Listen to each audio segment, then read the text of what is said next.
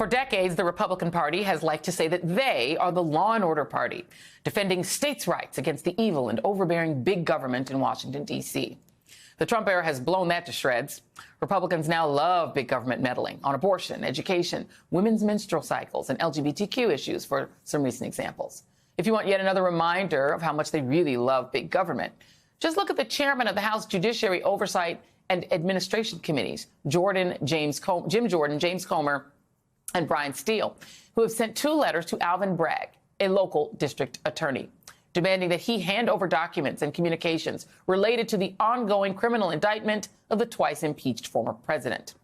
It is important to note that prosecutors are barred from sharing information about an active investigation with third parties. Additionally, most of the material is protected either by attorney-client privilege or another form of legal protection known as the attorney work product doctrine. And I'd like to add that if you, dear viewer, ever got indicted, God forbid, I promise you, your local congressman would not ride to the rescue or help you in any way because it would be unconstitutional. Our federal and state governments act separately and independently of one another. In fact, these demands from these Republicans mark a decidedly dark turn for congressional Republicans who are essentially using big government in defense of their cult leader. Earlier today, we learned that Trump is actively colluding with allies on the Hill and consulting with them about the next steps in their public defense of him in his pending indictment. You would think Republicans would have more important, legislative things to do. The general counsel for Alvin Bragg did not mince words when she responded to their most recent demands. She wrote, and I quote, "Your examination of the facts of a single criminal investigation is an improper and dangerous usurpation of the executive and judicial functions. Even worse, based on your reportedly close collaboration with Mr. Trump in attacking this office and the grand jury process, it appears you are acting more like criminal defense counsel trying to gather evidence for a client than a legislative body." And then, I'm just going to guess, she dropped the mic. Joining me now is Congressman Benny Thompson of Mississippi. He served as the chairman of the January 6th Select Committee. And I'll note, sir, that you are also a former prosecutor in Hinds County, Mississippi. And I wonder, at your level of offense, at seeing this level, let me just read you a few of the attacks on this process and of this prosecutor. Rand Paul, Trump indictment would be a disgusting abuse of power. The DA should be put in jail. Kevin McCarthy calls an outrageous abuse of power by a radical DA who lets violent criminals walk as he seeks vengeance against Trump and directing relevant committees to immediately investigate if federal funds are being used, which they're not. To subvert our democracy. Marjorie Greene, New York, put your MAGA hats on. Under our constitutional rights, we will support Donald Trump and protest the tyrant. See you on Tuesday. Lauren Boebert, weaponization cannot stand. And this is the doozy, sir. Lindsey Graham, on the way to the DA's office on Tuesday, Trump should smash some windows, rob a few shops, and punch a cop. He would be released immediately. Your thoughts?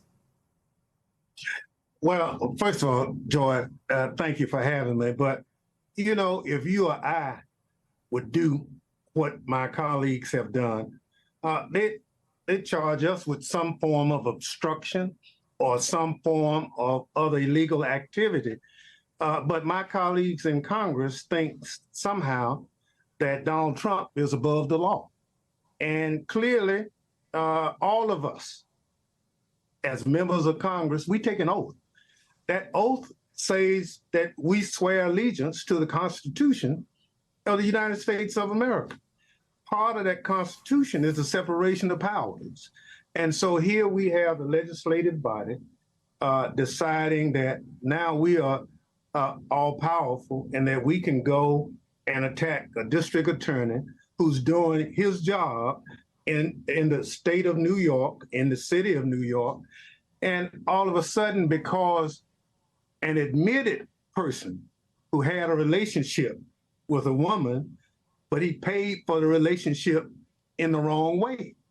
So he's admitted it. So I don't understand what my colleagues are trying to do other than to try to somehow give the impression that because Donald Trump was president, then he should not be held accountable for his actions, either before he became president, during, or after.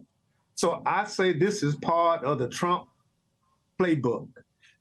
He'll do it this time. If anything goes in Georgia, you'll hear it again. If the special counsel, somehow they want to give the impression that former President Trump is the victim. But here's a guy who's admitted the relationship. He's admitted everything. He just didn't want to pay for it with his own money. And then he tried to after getting caught, he somehow wants to say, well, they're picking on me. That's not the case. You know, you threw your own lawyer under the bus. And so now all of a sudden, you are not pure as the driven snow. So my colleagues are clearly out of line. Some of these people were the ones who were hollering at Hillary Clinton, lock her up. Now, somehow they're now saying that Trump is a victim.